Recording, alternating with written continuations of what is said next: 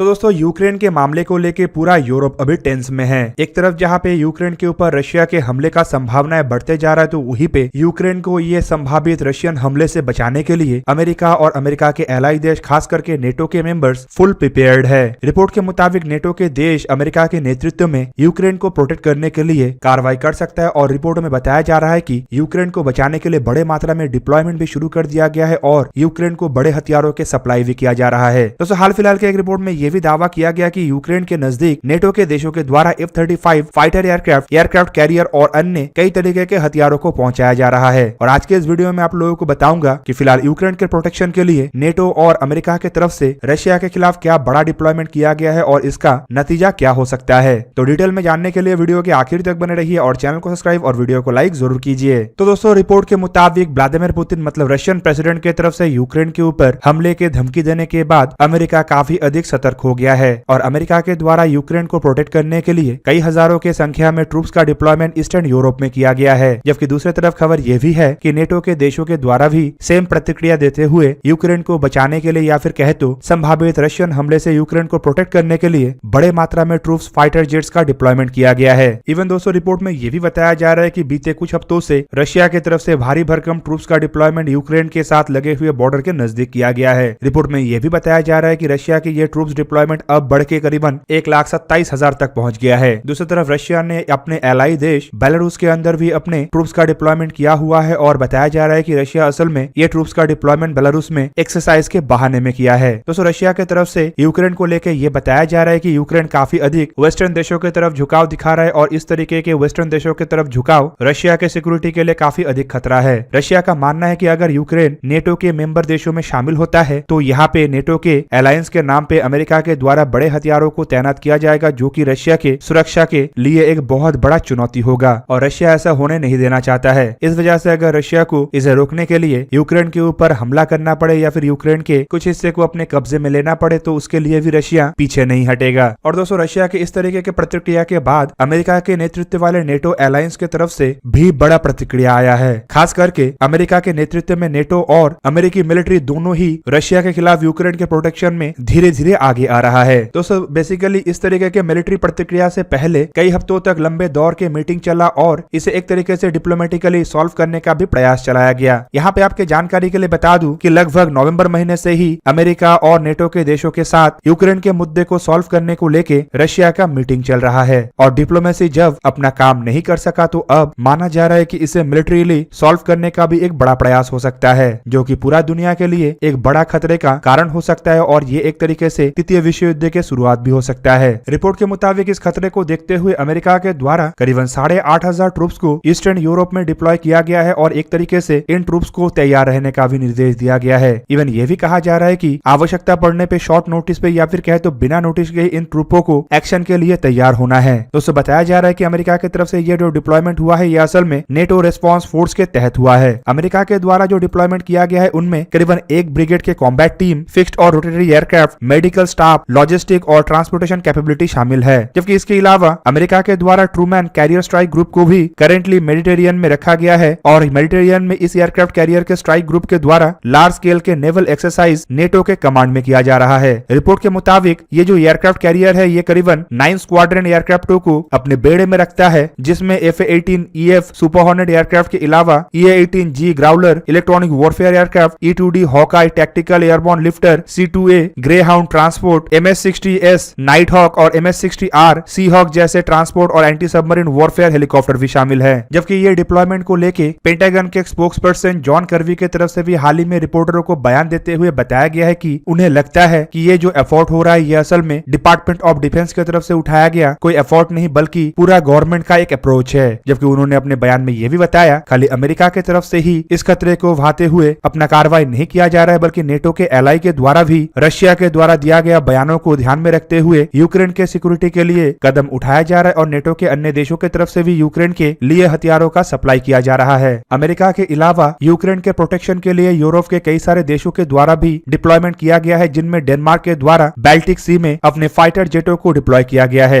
Lithuania की तरफ से भी करीबन 4 F-16 फाइटर फैल्कॉन एयरक्राफ्टों को डिप्लॉय किया गया है, जबकि स्पेन के द्वारा अपने जहाज को मेडिटेरियन में डिप्लॉय किया गया है। जबकि इसके अलावा स्पेन ने अपने फाइटर एयरक्राफ्टों को भी बुल्गारिया में भेजा है। जबकि यूरोप के अंदर सबसे बड़े आर्मी है फ्रांस का, जो कि नेटो के एक एक्टिव मेंबर भी है और साथ ही साथ नेटो के ट्रूप्स के एक बहुत बड़ा हिस्सा फ्रांस के आर्मी के ही ट्रूप्स है। और रिपोर्ट में यह भी बताया जा रहा है कि नेटो के कमांड के अंदर फ्रांस के द्वारा भी एक बड़े मात्रा के ट्रूप्स को रोमानिया में डिप्लॉय किया गया है। जबकि इसके अलावा नीदरलैंड जैसे देश की तरफ से भी अपने 2 F-35A फाइटर जेट एयरक्राफ्टों को बुल्गारिया में डिप्लॉय किया गया है। साथ ही साथ नीदरलैंड के द्वारा अपने ग्राउंड और मेंटेनेंस टीम को भी हाई अलर्ट में रखा गया है और ये बताया गया है कि आवश्यकता पड़ने पे जीरो नोटिस पे इन्हें भी तैनात किया जा सकता है। और दोस्तों, इस तरीके के डिप्लॉयमेंट के बाद नेटो के सिक्योरिटी जनरल जेन्स स्टोलनबर्ग की तरफ से भी एक ऑफिशियल प्रेस बयान देते हुए इन सभी डिप्लॉयमेंटों को वेलकम किया गया। इवन उनके तरफ से सभी देशों को धन्यवाद देते हुए ये भी बताया गया है कि नेटो के अलायंस अपने हर एक साथी को बचाने के लिए भरपूर कदम उठाएगा। जबकि उन्होंने ये भी बताया कि नेटो के जिम्मेदारी में अटलांटिक के ईस्टर्न भाग का भी दायित्व है और इसे भी प्रोटेक्ट करना नेटो का ही काम है। दूसरी तरफ यूरोप में एक बहुत बड़ा एक्सरसाइज भी नेटो के देशों के द्वारा अंजाम दिया जा रहा है, जिसे एलाइड स्पिरिट 22 का नाम दिया गया है। बेसिकली इस एक्सरसाइज में अमेरिका की तरफ से भी भूमिका लिया गया है और ये एक्सरसाइज जर्मनी में हो रहा है। रिपोर्ट के मुताबिक इस एक्सरसाइज के लिए अमेरिकी ट्रूप्स की तरफ से भी बहुत बड़ा डिप्लॉयमेंट जर्मनी में किया गया है, जो कि 21 जनवरी से शुरू हुआ है और माना जा रहा है कि फरवरी के शुरुआती समय तक ये एक्सरसाइज बरकरार रहेगा। दोस्तों, एलाइड स्पिरिट 22 एक्सरसाइज में 15 देशों के करीबन 5000 ट्रूप्स हिस्सा लिया है, जिनमें Germany, Hungary, Italy, Kosovo, Latvia, Lithuania, Netherland, Moldova, Poland, Portugal, Slovenia, Spain, Turkey, United Kingdom और यूनाइटेड स्टेट शामिल है। और दोस्तों, माना जा रहा है कि ये जो एक्सरसाइज है इसे इतने बड़े स्केल में इसीलिए किया जा रहा है क्योंकि रशिया की तरफ से यूरोप के बॉर्डर में बड़ा डिप्लॉयमेंट किया गया है और अगर रशिया की तरफ से कोई हरकत किया जाता है तो आसानी से ये देश एक्सरसाइज के क्षेत्र से तुरंत ही इस ट्रूप्स को रशिया के बॉर्डर में डिप्लॉय कर सकेगा, जो एक तरीके से रिस्पॉन्स टाइम को भी घटाएगा और साथ ही साथ एक तरीके से रशिया के लिए एक चेतावनी भी है। दोस्तों, यहाँ पे आपके जानकारी के लिए बता दूं कि रशिया खाली यूक्रेन के ऊपर अपने बॉर्डर से ही हमला करने के लिए तैयार नहीं है, बल्कि रशिया की तरफ से बेलारूस में भी बड़े ट्रूप्स को डिप्लॉय किया गया है, जो कि रशिया के एलाई देश है। इवन बेलारूस का भी बॉर्डर यूक्रेन के साथ लगता है और ऐसे में रशिया अगर चाहेगा तो यूक्रेन के अंदर चारों दिशाओं से प्रवेश कर सकेगा। दोस्तों, यहाँ पे आपके जानकारी के लिए बता दूं कि रशिया की तरफ से फिलहाल यूक्रेन के ऊपर खाली नेटो में शामिल ना होने को लेकर दबाव नहीं बनाया जा रहा है, बल्कि रशिया का ये भी एलिगेशन है कि यूक्रेन एक तरीके से एस्केलेशन के बहाने कुछ ऐसे क्षेत्र के ऊपर भी फिर से अपने मिलिट्री दबदबे को बरकरार करना चाहता है, जो असल में है तो यूक्रेन का क्षेत्र लेकिन फिलहाल अलगाववादी के कंट्रोल में है और वो भी उन अलगाववादियों के कंट्रोल में है जो कि रशिया के समर्थन वाले अलगाववादी और साथ ही साथ जो ये चाहते हैं कि यूक्रेन के ये हिस्सा यूक्रेन के साथ ना रहे बल्कि रशिया के साथ जुड़ जाए। फिलहाल इस एलिगेशन को लगाते हुए भी रशिया की तरफ से अपने डिप्लॉयमेंट को बढ़ाया जा रहा है और साथ ही साथ रशिया का ये भी कहना है कि यूक्रेन के हर तरीके के मिलिट्री प्रतिक्रिया का जवाब रशिया देगा। जबकि नेटो के देशों के चिंता ये भी है कि पूरा का पूरा यूक्रेन के ऊपर रशिया हमला ना भी करे तो संभावना है कि रशिया इन क्षेत्रों के ऊपर कब्जा करे जो कि अलगाववादियों के कंट्रोल में है और ऐसे क्षेत्रों के ऊपर कब्जा करने का खतरा भी रशिया के लिए काफी कम है। दोस्तों, इससे पहले क्राइमिया में भी ऐसा ही सेम क्राइसिस हो चुका था, जहां पे अलगाववादियों के कंट्रोल वाले इस क्षेत्र के ऊपर रशिया ने मिलिट्री इन्वेजन करते हुए अपने अंदर इस क्षेत्र को संभाल लिया था। दोस्तों, ये था आज का वीडियो। अगर आपको वीडियो अच्छा लगा तो लाइक कीजिए और मेरे चैनल को सब्सक्राइब कीजिए और साथ में बना हुआ बेल आइकन को भी प्रेस कर दीजिए ताकि आप मेरा वीडियो देख पाए सबसे पहले। जय हिंद।